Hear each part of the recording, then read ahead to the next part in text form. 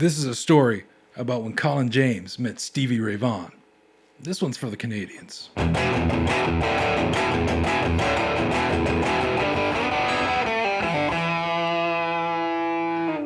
Colin had just been fired from a gig in Vancouver. They told him they needed a more experienced guitar player.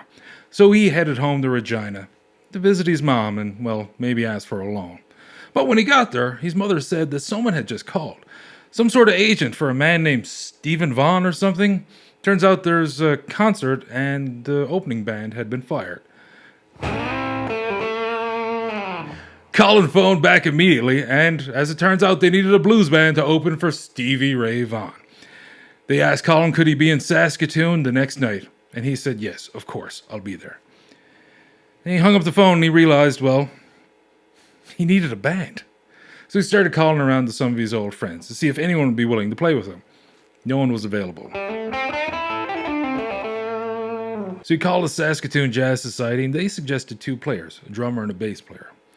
And, well, the next day, Colin met them. They all met for the very first time the next day at the Centennial Auditorium, just hours before they had to play. They had a back room where they could rehearse a little bit, and they started going over some blues standards. That's when the door burst open. It was none other than Stevie Ray Vaughan, and he just looked at the guys and said, I heard y'all just met. Colin said, yep.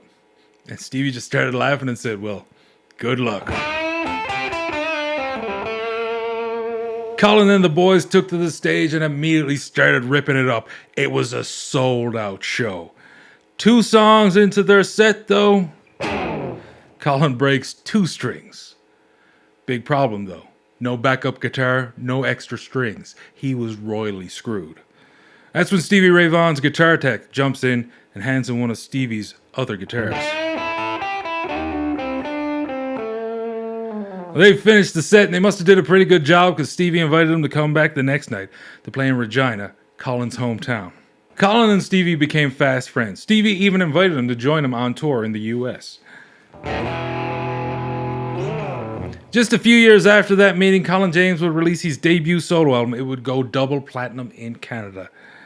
Colin James is a Canadian blues legend and he's still on tour today.